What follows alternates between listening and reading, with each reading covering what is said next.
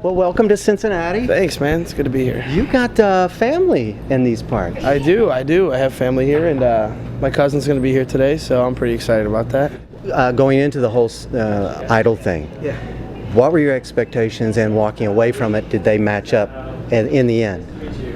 Well, my expectations weren't really the same week to week, you know. I mean, you go on the show, you try to just get your name out there. It's really, and I think anyone that says they go on the show and they think they can win right out of the gate, I mean, I don't think so. You know, you can't. When you're standing in a room full of 15,000 or whatever it is, and there's over 100,000 people auditioning, it's really hard to sit there and be like, oh yeah, I got this, you know. So that was kind of my whole theory during the whole time, was just to every week take it on an individual basis and just go out there and try your best. You know, you're not going to have the best week every week, but you know, if you can at least show you're trying, you know, I think you'll be fine.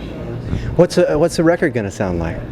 It's going to be good, man. It's going to be a little different than what people expect. You know, I think, you know, coming off the show, there was a lot of talk of, you know, he's this rock guy, and I love rock, you know, and my album will have elements of rock in it, but I'm really into that folk, you know, that folk jam kind of rock, you know, and that's really what I'm going to be doing, and it's going to be me, you know. I have my hand in the cookie jar, you know, big time. So they'll let me do a lot of things I want to do on the album, and I'm writing on almost every song, you know.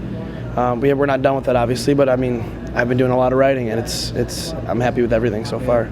So I mean, between everything going on the road and you're finishing up on the tour tomorrow, what happens day one after the tour? Day one, I'm going to be with my family. Oh, good. For a little while, a couple days with them, and then once that's done, it's, you know, off to LA, New York, or wherever I'm going to be, and be recording and writing and doing all that stuff, and then, you know, anticipating the album coming out. So doing a lot of you know, promo stuff for that, which will be fun. And you know, it's just gonna be cool to have the transformation from the Idol tour thing into doing my own music thing. And my fans have been so good to me since the beginning that, you know, I know they're all looking forward to that transfer as well. And I think it's gonna be just a really good thing to put my music out there and do my thing, and have them, you know, be involved in that as well, you know, and start my music career. Cool. All right, let's do a couple of questions from listeners. If you hadn't been made it onto American, and this is from Angie, if you hadn't made it onto American Idol and gone as far as winning the whole thing, what would you be doing back home?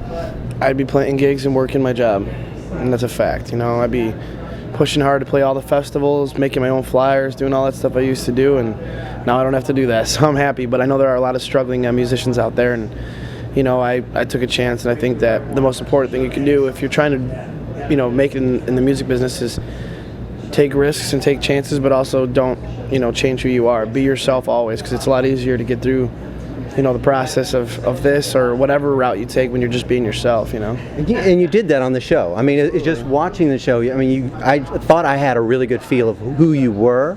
Yeah. And you didn't. I didn't think you conformed to anything. I wouldn't, you know. And it's not that I'm against the grain or anything like that. It's just I don't care whether I'm on American Idol or I'm at my house with my friends or playing a small bar full of 50 people. It doesn't matter. I'm always gonna be the same guy, and you know. And for me, truthfully, on the show, a big question for them was, you know, your confidence, and I was like, say what you got to say, you know, because I know me and I know who I am as a musician, as a person, and as an artist in general. And it's, you know, and for me, I just did what I had to do, and you know, it worked out well, and I'm happy it did. So thank you to you guys for your support. Yeah, it worked out all right, didn't it? Yeah, man, it worked out real good. Yeah. I'm excited about it. Well, and for all the updates and stuff on what I'm gonna be doing, you can go to Lee DeWyze Official.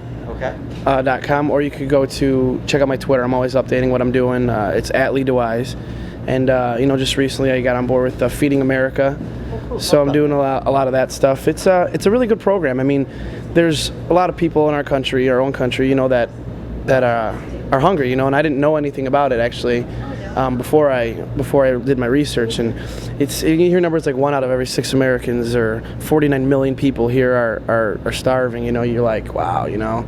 So I'm glad I got to be involved, because this is things like this I wasn't able to do before, you know. So you know, you could check out the website, Cheesecake Factory, all that stuff, and you know, make your pledges, whatever they are, and it's a good thing, man. Cool. It was nice talking to you. Yeah, really nice talking.